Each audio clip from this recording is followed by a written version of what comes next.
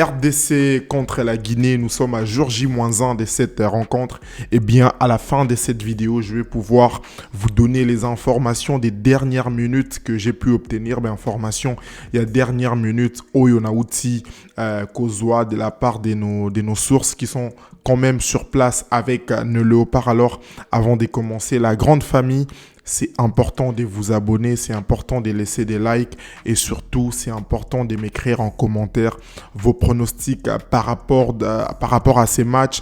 Et je précise une chose, je dois parler en français puis en lingala. J'ai quand même vu les commentaires des gens qui, certains se plaignaient que j'ai parlé un peu trop en français, un peu trop en lingala. Eh bien, j'essaie à chaque fois de rebalancer pour permettre en tout cas à tout le monde de bien me comprendre. Bienvenue à toutes et à tous. J'espère que vous vous préparez bien. J'espère que vous avez hâte pour cette rencontre qui arrive déjà en tout cas très vite. Et on espère que nos attentes par rapport à cette rencontre seront récompensées par une victoire, car on jure que par ça. Alors, mise en contexte rapide, vous le savez, la République démocratique du Congo avait battu l'Égypte au tir au but et s'est qualifié pour les quarts de finale de cette CAN 2023 du côté de la Côte d'Ivoire. Et du côté de l'équipe guinéenne, eh bien, cette équipe s'est qualifiée en battant l'autre Guinée par la plus petite des marques, c'est-à-dire 1-0, ce qui fait en sorte que les deux équipes s'est retrouvées vendredi pour une rencontre qui s'annonce en tout cas très intéressante, une rencontre qui s'annonce très passionnante et on espère en tout cas que nous serons très bien servis. Mais déjà, dites-moi, selon vous, de votre côté, Place Bozali, c'est quoi l'ambiance, c'est quoi vos attentes par rapport à cette rencontre, comment vous vous préparez et comment vous appréhendez, comment vous attendez à ce que cette équipe congolaise arrive à bout de cette équipe qui est quand même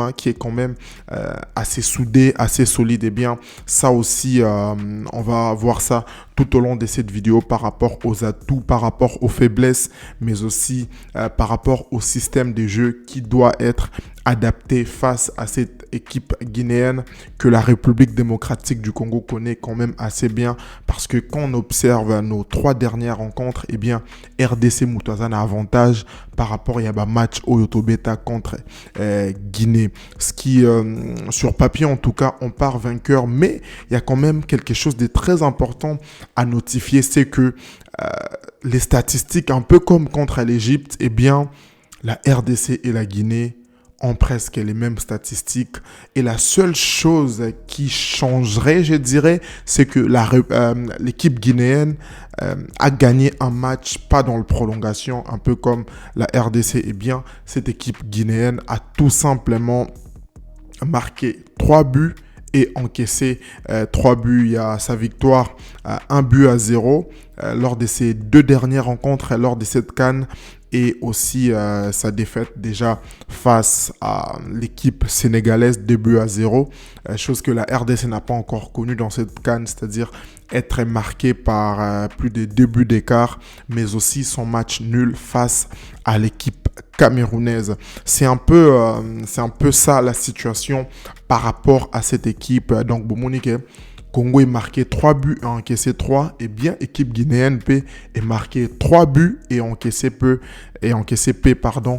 3 buts. Donc, sur papier, quand on observe, on sent quand même 2 équipes assez égales, on doit quand même les dire, c'est comme ça que ça se présente. Mais encore une fois, comme on l'a vu tout au long de cette CAN, eh bien, il y a eu 2 surprises.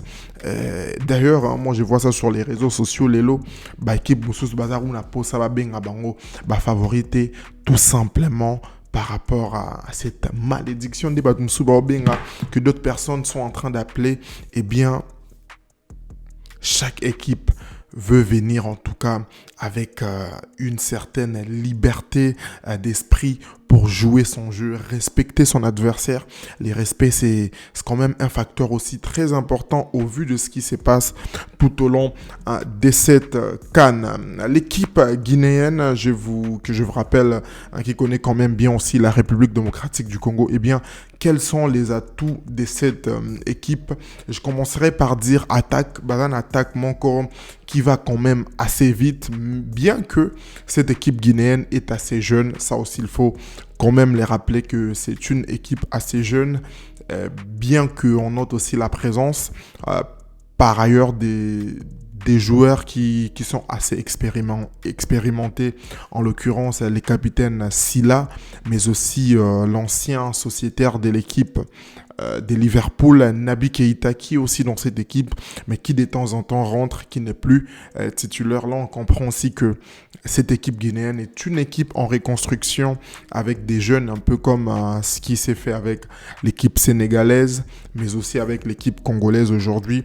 On sent au sentir présence, il y a Mikolo, mais aussi il y a une nouvelle génération, Mikolo Bazana, pour permettre à la nouvelle génération de bien s'intégrer, de bien être présent dans cette équipe nationale. Pourquoi je parle de l'attaque? Eh bien, tout simplement, un nom me revient quand je parle de l'attaque. Ils sont nombreux, mais il y a quand même un joueur qu'on doit sérieusement surveiller. Eh bien, il s'agit de Bayo. Bayo, je rappelle, qui a pour l'instant 2 buts à son compteur. Lui qui est sociétaire de l'équipe lilloise du côté des Ligue 1 Uber Eats en France.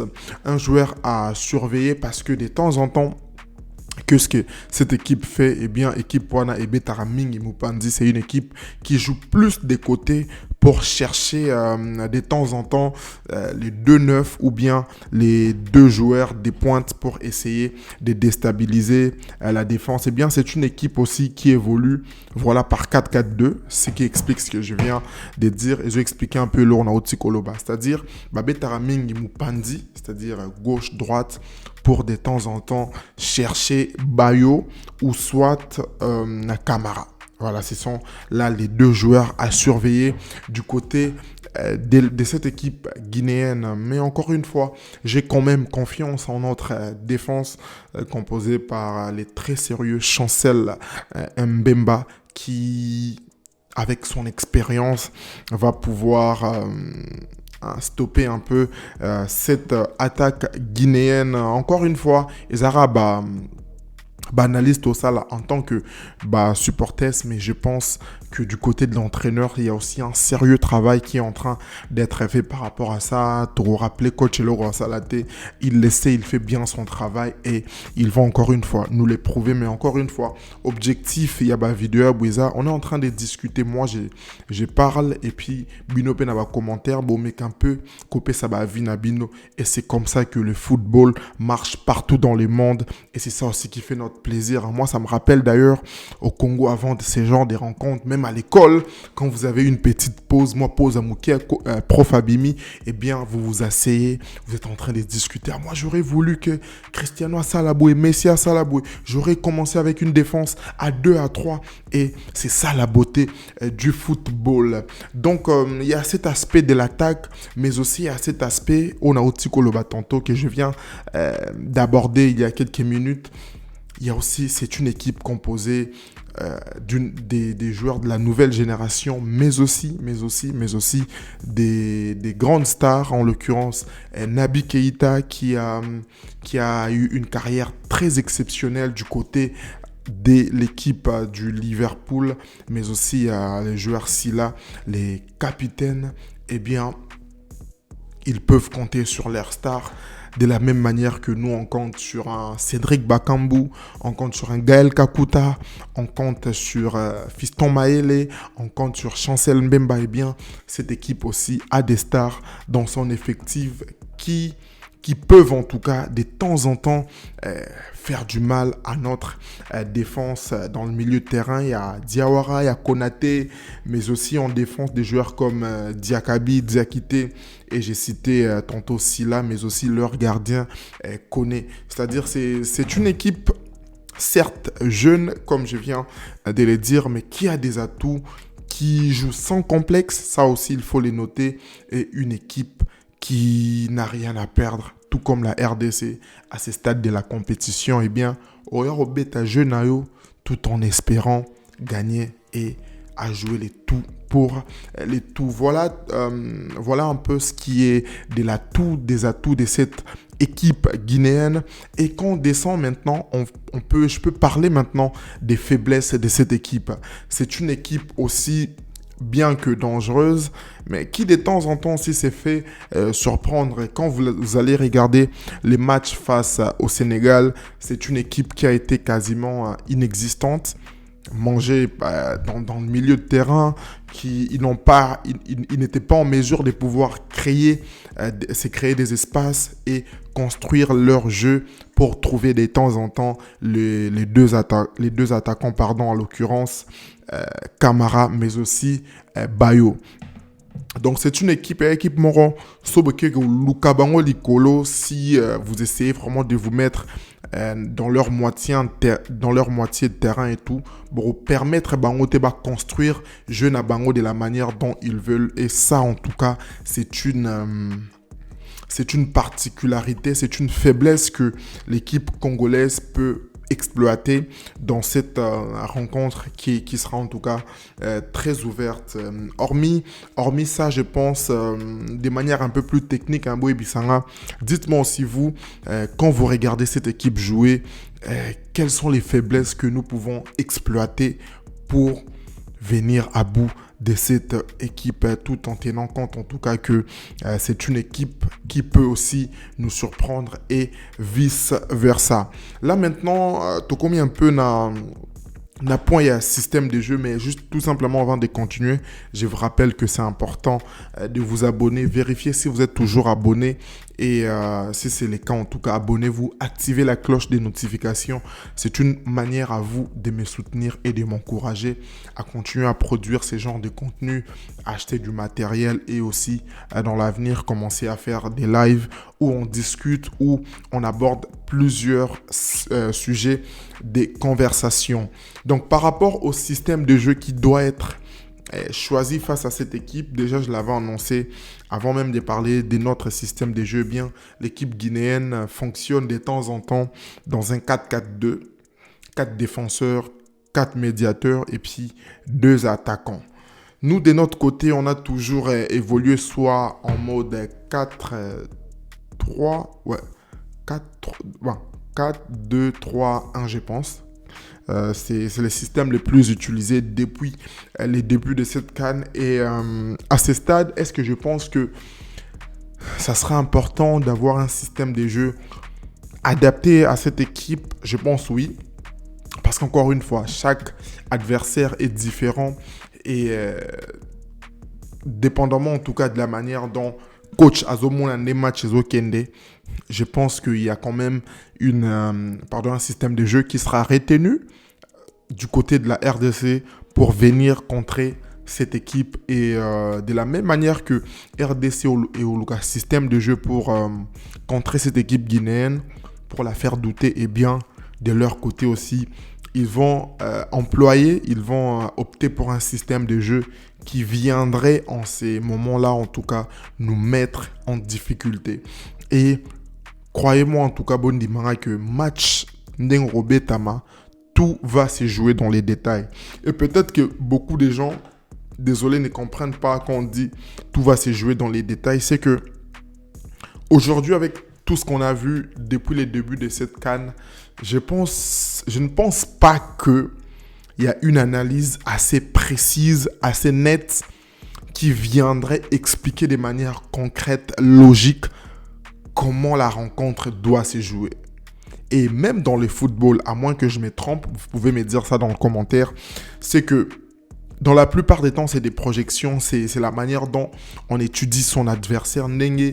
Bon, mais un peu comprendre le système de jeu, comment il fonctionne, quelle technique, quel joueur mettre. Et même dans ça, on comprendrait, dans un match, par exemple, les gens s'étonnent, pourquoi Bandi si tel joueur, ou Bandi ça tel joueur.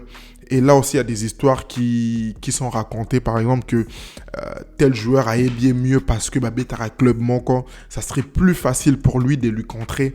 Et même, naba penalty au monde en haut, on l'a vu naba édition précédente, il y a Cannes, il y a Coupe du Monde, où naba dernière minute à prolongation, on change carrément les gardiens qui a débuté la rencontre pendant que sa gardien encore spécialisé dans la penalty. Eh bien, c'est des choses qui se font aujourd'hui. Et quand je vois ça, ou quand je verrai par exemple des changements sur les choix tactiques de l'entraîneur, eh bien d'ailleurs même à propos du 11 de départ, c'est un sujet qui sera abordé demain sur une autre vidéo avant d'arriver en tout cas à donner mon pronostic à la fin de cette vidéo, mais aussi les infos, des infos très importantes. Il y a Léopard Nabisso. Donc, quand on observe tout ça, on essaie de se projeter, on se prépare. Eh bien, match et bêta sur le terrain. La rencontre se joue sur le terrain. C'est durant ces moments-là qu'on comprend, qu'on essaie en tout cas, que le joueur essaye de mettre en pratique ce que le coach leur avait dit, mais aussi, ils essayent de se projeter dans les matchs. Et c'est vraiment dans ces moments-là où tout se joue. Et moi, j'ai confiance en notre équipe. On sent que c'est une équipe aujourd'hui qui est soudée. On sent que c'est une équipe qui a de la discipline. On sent qu'aujourd'hui, c'est une équipe qui a de l'envie, qui a besoin de marquer elle aussi son histoire par rapport au football congolais qui, je vous rappelle, depuis longtemps, essaye de sortir la tête de l'eau. Il y avait un projet qu'on avait commencé avec l'ancien sélectionneur Florent Ibenge, où les choses se sont quand même bien passées selon moi, parce qu'il y a eu quand même des nouveaux joueurs binationaux qui sont arrivés. Il y avait une politique qui essaie de se mettre en place. Et avant ça même, il y avait la CHAN qu'on a gagnée 2 fois. Donc ça prouve il y a cette envie, la RDC a cette envie d'aller retrouver. Aujourd'hui, là maintenant, on arrive à cet objectif qui a été assigné au coach Sébastien Desabre. Eh bien, c'est retrouver dans les top 5 africains. Essayer de remporter déjà cette CAN, la prochaine, mais aussi c'est qualifié pour la Coupe du Monde, et c'est des objectifs atteignables au vu de ce qu'on est en train de voir aujourd'hui. Parlons maintenant des faiblesses de l'équipe congolaise, mais aussi de nos atouts. Eh bien, vous le savez, par rapport aux faiblesses, gauche, droite, tête, l'un des problèmes que nous avons, c'est que nous ne marquons pas beaucoup. Et ça commence à nous poser un sérieux problème, même si de gauche à droite, ça s'est dit, nul jusqu'à ce qu'on va gagner. Ce qui n'est pas mal. Hein. Au final, c'est le football. Au final, on ne retient que l'équipe qui gagne. Hein. Tu as beau faire un parcours magnifique, extraordinaire, élogieux. En l'occurrence, l'équipe sénégalaise qui a fini avec 9 points de suite lors des phases des poules pour au final se faire éliminer par l'équipe ivoirienne qui était déjà, en tout cas dehors, qui était déjà abîmé déjà la compétition. C'est pour vous montrer que le football aujourd'hui est vraiment assez compliqué. Donc au-delà du parcours, au-delà de tout ce qui peut se faire, on doit quand même tous avoir en esprit que ces points-là, à un moment ou à un autre, ça peut venir nous chercher. Mais des balobara, faiblesse, c'est ça, faiblesse. Rapport aux atouts, c'est que quand on se projette, en tout cas par rapport aux faiblesses, aux atouts, on comprend que à un certain moment, Torogi peut utiliser en faveur Nabisso, parce que si on regarde, si on observe bien, c'est qu'on ne marque pas beaucoup, ça c'est vrai, mais on n'encaisse pas non plus beaucoup. Un avantage, un désavantage, oui, parce que à tout moment, ça peut tourner en notre faveur ou en notre défaveur. L'effet de ne pas beaucoup marquer, est-ce que ça peut nous pousser à réagir vite quand on est mené au score? Par exemple, 2, 3-0, 4-0. Ça, c'est une question qu'on peut essayer de répondre. Vous répondrez à vos commentaires. Si on est mené 2, 3, 4-0, est-ce que le fait qu'on ne marque pas beaucoup, ça peut nous poser problème pour revenir au score et vice-versa, en fait. L'effet, par exemple, de beaucoup marquer, est-ce que ça peut aussi créer ça peut aussi créer une situation dans laquelle on encaisse beaucoup. Enfin, hein, moi je dirais c'est vraiment du 50-50 au vu de ce qu'on au vu de ce qu'on voit depuis les débuts de cette CAN. On n'a pas encore un joueur ou des joueurs qui sont capables en tout cas d'être buteur, à chaque fois aller déranger l'équipe adverse et de se créer les occasions. On se crée beaucoup d'occasions, mais net au monde, on en a même dans les vidéos d'autres personnes, dans les commentaires et tout, on se dit toujours que les plus gros problèmes aujourd'hui, c'est la finition. Est-ce que c'est un avis que vous partagez? Dites-moi ça en commentaire.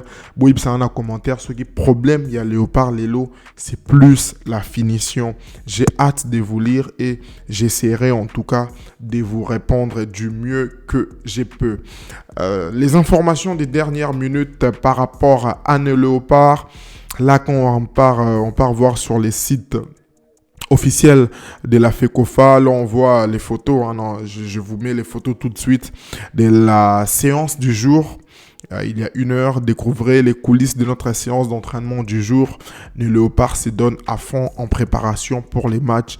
Eh bien, ça, on peut les voir, des visages serrés, déterminés. Donc, Nibali, quoi. Ça c'est beau à voir. Là, vous êtes en train de voir les images en train de défiler. C'est beau à voir. C'est beau à voir. Ça présage quelque chose de bien, de beau. Et on espère que sur les terrains, ça sera aussi la même envie, les mêmes courages, la même détermination. Ça, de ces côtés, n'a vraiment raté au vu de ce qu'on est en train de voir présentement. Une équipe soudée, sérieuse, mais aussi il règne de la bonne humeur. Ça aussi, il faut les noter. Courage à nos léopards, on est derrière eux. On espère que ça va super bien se passer. Mais il y a aussi quelque chose qu'on doit notifier, c'est que les léopards sont arrivés aujourd'hui dans la ville où ils doivent jouer. Je mérite juste confirmer l'information. Ok. C'est quoi l'information? Voilà. Après un bref, ça c'est nos confrères des Léopards Foot. Après un bref retour à San Pedro, les Léopards ont rejoint Abidjan où ils affronteront la Guinée. Les hommes de Sébastien Desabre se sont entraînés pour la première fois ce soir sur le terrain de l'INJS de Marcory. Théo Bongonda et Gaël Kakuta étaient présents. Pour Nabandeko Bando s'est posé question. Une nouvelle session d'entraînement est prévue demain, aujourd'hui, à partir des 20h30. Voilà. Et pour ce qui est des informations demain, c'est-à-dire les lots, les sélectionneurs Sébastien Desabre et Gédéon Kaloulou seront en conférence de presse au Palais de la Culture d'Abidjan. Donc, coach Sébastien Desabre aux en conférence de presse avec notre défenseur Gédéon Kaloulou. Et d'autres informations aussi par rapport à Bandeko Bando Tuna. Mais Gaël Kakuta, ce qu'il faut savoir est que Gaël Kakuta et Théo Bongonda ont participé à la séance d'entraînement de ce soir avec les Léopards. Donc, ça présage quand même quelque chose de bon. S'ils se sont entraînés, ça prouve peut-être, on aura la confirmation, peut-être aujourd'hui en journée ou demain avant les matchs, qu'ils vont commencer, que Gaël Kakuta va commencer ou peut-être rentrer lors du match. Quelques infos sur les Silly nationales, c'est comme ça qu'on les surnomme. L'adversaire des Léopards de ce vendredi. Prochain adversaire des Léopards. Blessé, Ilex Moriba et Fascinette Conté ont été autorisés à regagner leurs clubs respectifs. Ils sont donc forfaits pour la suite de la CAN 2023. Ilex Moriba et Fasciné Conté, ce pas des joueurs que top non présenté Bino Lelo, vous savez de qui il s'agit. Absent contre la Guinée équatoriale, les milieux du Havre, Abdoulaye Touré est incertain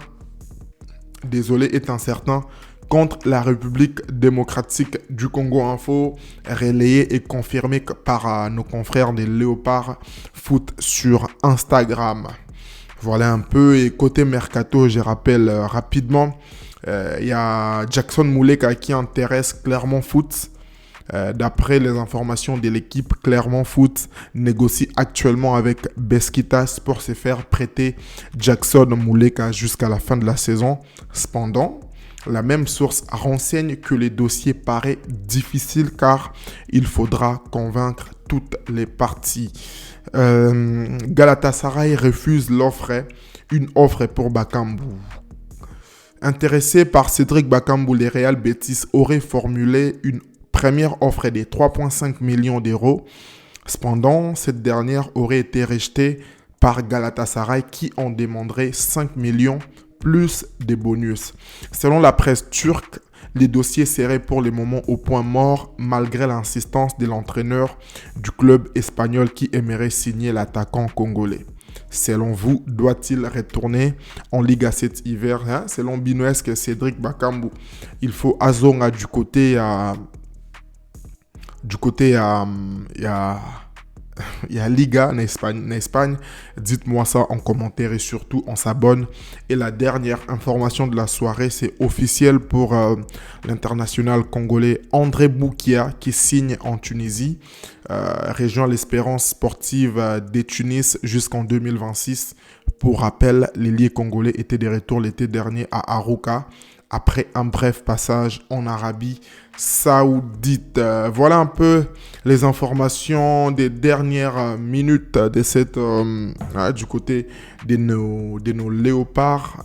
Tout se passe bien, il n'y a pas de mauvaises nouvelles et on n'aura pas aussi. On prie Dieu pour ça, tout se passe bien. Joueur Bazaki Toko, Kimia Ezali et aujourd'hui, l'entraîneur va se présenter en conférence de presse avec notre défenseur Gédéon Kaloulou. S'il y a des questions, vous posez dans la section commentaires. Abonnez-vous sur ma page Facebook Andy Anderson Longane, Instagram Andy Longane, mais aussi sur d'autres plateformes où j'aborde aussi plusieurs sujets. C'est vraiment bien de temps en temps. Tout sur l'ara, vous proposez un type, il y a un contenu. Bolingi Komona, ça me fera en tout cas énormément plaisir. C'est la fin de cette vidéo. J'y reviendrai aujourd'hui tout au long de la journée pour une autre vidéo concernant en tout cas la composition probable de l'équipe congolaise face à cette équipe guinéenne. Dites-moi ce que vous en pensez de cette vidéo. Quant à moi, mon pronostic est bien. C'est tout simplement 1-0 pour les Léopards. Pronostiquez en commentaire et les meilleurs pronostics qui s'avérera être vrai, eh bien, aura peut-être droit à un petit cadeau. Que tu sois en Afrique, au Congo ou partout, j'essaierai de rentrer en contact avec toi. Merci d'avoir suivi cette vidéo. Prenez soin de vous.